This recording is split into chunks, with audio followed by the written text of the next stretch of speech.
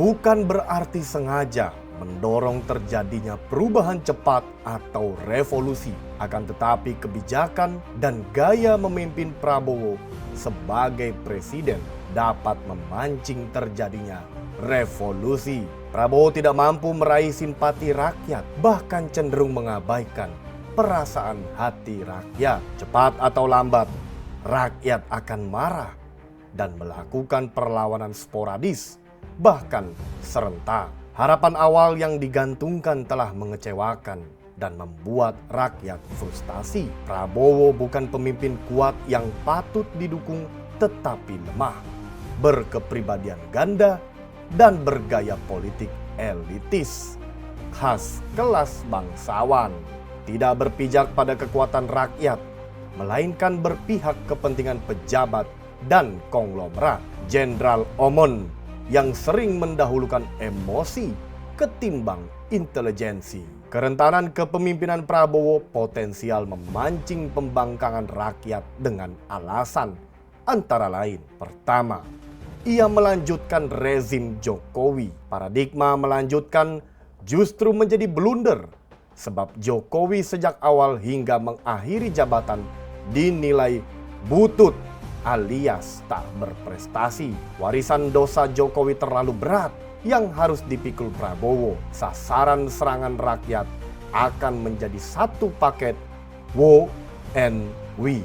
Kedua, korupsi sudah kelewat batas. Dimanapun kekuasaan, korup selalu menjadi alasan terjadinya pemberontakan rakyat. Liga korupsi dengan urutan Pertamina, PT Timah, BLBI, Duta Palma, PT TPPI, Asabri, Jiwasraya, Kemensos, Sawit CPO, Garuda Indonesia, BTS Kominfo, dan Bank Senturi. Tertinggi Pertamina 968,5 triliun rupiah dan terendah Bank Senturi 7 triliun rupiah. Ribuan triliun uang negara habis dirampok. Ketiga, Kabinet pemerintahan Prabowo bukan hanya tidak bermutu, tetapi banyak menteri yang bereputasi buruk, bahkan culas dan korup. Sementara Prabowo Omon dan Gibran bocil hanya boneka tontonan kekonyolan. Jokowi masih membayangi kabinet Prabowo. Pertarungan terjadi antara Prabowo Gibran.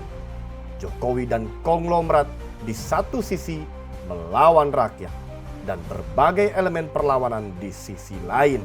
Keempat, Aguan, Antoni Salim, Dato, Tommy Winata, dan naga-naga lain sudah merasa kepanasan, sehingga perlu berkumpul menyatukan kekuatan bertameng Prabowo.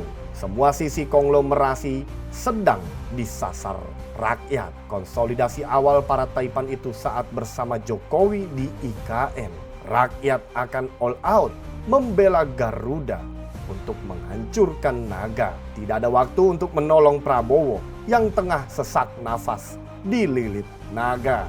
Kelima, kedaulatan hukum semakin hancur di bawah rezim Prabowo. KPK jadi mainan politik. Kejagung galak awal untuk melempem, kemudian kepolisian membusuk akibat membela yang bayar. Hilang kepercayaan rakyat pada hukum. Revolusi hukum dan politik merupakan satu kesatuan. Gaya politik Prabowo yang tidak ajak, banyak omong, dan kadang playing victim, memancing rakyat berjuang untuk menentukan nasibnya sendiri. Perubahan parsial tidak menyelesaikan masalah. Cara mengelola negara Prabowo yang oligarkis dan tidak berbeda, bahkan lebih parah dari Jokowi, dapat memancing terjadinya revolusi. Gerakan mahasiswa yang menuntut adili Jokowi hanya pemanasan dan akan bereskalasi bersama elemen gerakan rakyat lainnya. Semakin masa bodoh pemerintah pada aspirasi dan perasaan rakyat, akan semakin terkondisikan iklim yang revolusioner.